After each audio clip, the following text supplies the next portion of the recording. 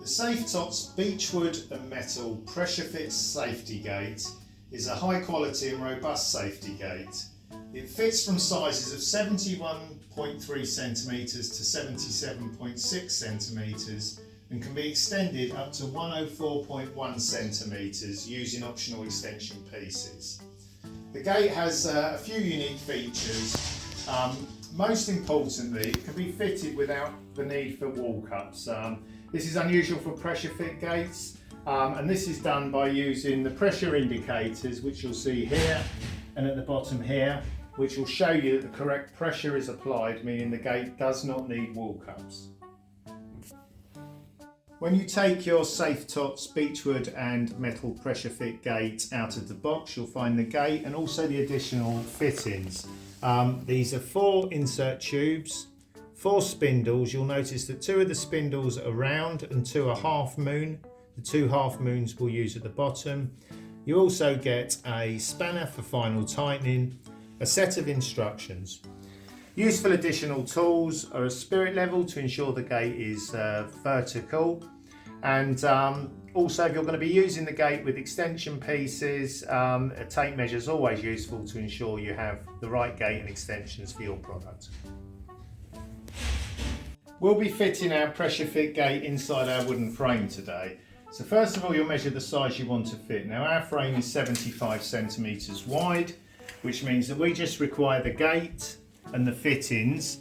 And on your instruction sheet, for the first set of instructions here in point 1, you'll find that we fall within the size parameters. So we just follow the instructions in section 1.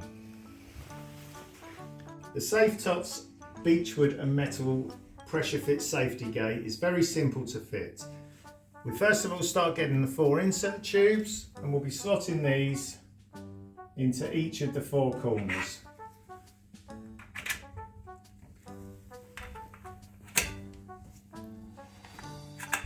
We'll then be taking our 4 spindles. Now 2 of the spindles are full circular, they'll go at the top.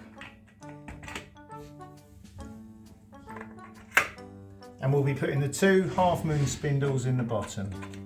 One on this side and one on this side. Now what you'll notice is when these spindles come, that the nut moves freely along the bottom of the spindle. So you may have to adjust this further near to the spindle to start the installation process. And then we'll be taking our gate and putting it into position where we want to fit it. So this is the time now where you can just by hand make a couple of adjustments to hold the gate into place. And then it's wise at this stage to use your spirit level to ensure your gate is vertical. So we'll be checking the gate is vertical using our spirit level. And just making some adjustments to put the gate into place and tightening up the nuts on all 4 sides. As we tighten the nuts on the spindles, what we're trying to achieve is equal pressure across all 4 spindles. So effectively we're looking for the same gap here as down the bottom here, and also on the opposite side. Now on the opening side, you'll notice that we have a pressure indicator, which is the red piece of plastic here, and one at the bottom here. Now as we tighten up the nuts, we'll use the spanner for the final adjustments.